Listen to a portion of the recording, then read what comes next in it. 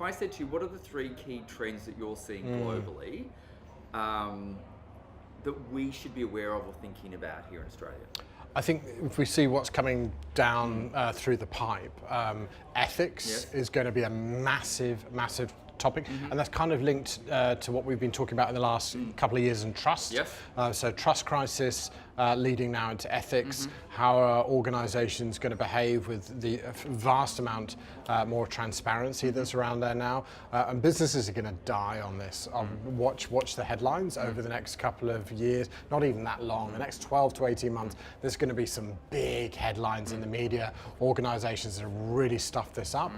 So that's a big one. Second one that's really common now is cultural innovation, cultural shifts around how do leaders now reorganize themselves, reinvent their businesses internally. This is nothing to do with technology.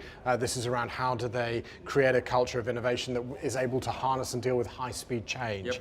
I mean, we are now in a world that's moving faster, we know that, but in order to be able to thrive and succeed in that, you've got to create a culture, and from a leadership perspective, that can actually operate in that, and that's a huge challenge for a lot of institutions. So on that one, just on that one there, like we were having a conversation with a client last year, and we wanted to put into the program around failure. Wow. Failure leads to success, and there was a lot of robust discussion around that. You know, innovation is you fail. You look at Edison, for example, over 1,000 times he failed before the light bulb moment, so to speak. So how does that link into that part of the conversation?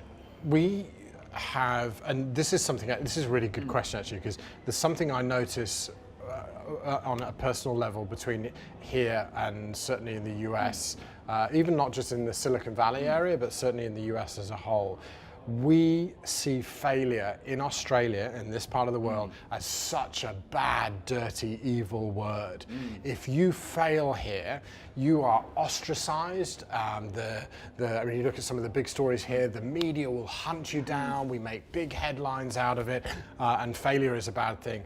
It's this tall poppy syndrome thing that we've got going here in Australia. We've always had that tall poppy conversation. We have, and you know, it's not going away at all. And the reason that I bring that up now is I see the big gap that creates between us here in Australia and certainly over in the US and I Europe. agree with you, you know. And so what out of all of this is we're losing business and talent from this part of the world, some amazing innovation ideas. They're going over to the US. There is an incredible culture over there that if you fail and stuff up, it's not a bad thing. In fact, you're almost given a medal for how many times you've failed, and there is an enormous community out there that goes, hey, you failed 8 times, don't worry, the next time you'll make it. And that is such a different culture to what we have over here. Now, what I'm not saying is that we need to go and copy what the US are doing, because Australia is so unique and it's an amazing, incredible country. But what we've got to stop doing is having this terror and fear around doing something wrong, because if we don't shift that, we're going to just do what we've always done. But that links back to, I think that links back to our early part of the conversation, is that it's that human, honest, transparent, authentic, and we're not always going to get it right. No.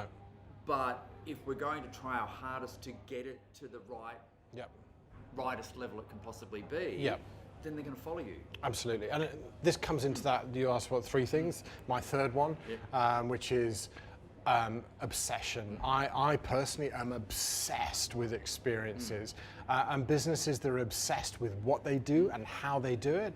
That is a huge mark now along the way of where we're seeing a big shift. And the second part now is how can we use technology to create, so AI, data, how can we use that to create absolutely incredible experiences every single time? The thing that we're now shifting is from just keep putting people into buckets, Gen Z, Gen Y, male, female, Melbourne or Sydney. With the power of AI and real-time, what I call human data, we can create prescriptive, predictive experience.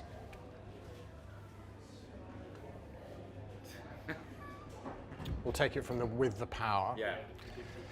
with the power now of AI and what I call human data, so not big data, that's stuff of yesterday, with the power of real-time human data and AI, we can create predictive, prescriptive, on-demand experiences for human beings, for individuals. And this is the nexus of where we're now going. We have to create these incredible experiences just to be able to survive, because people expect this.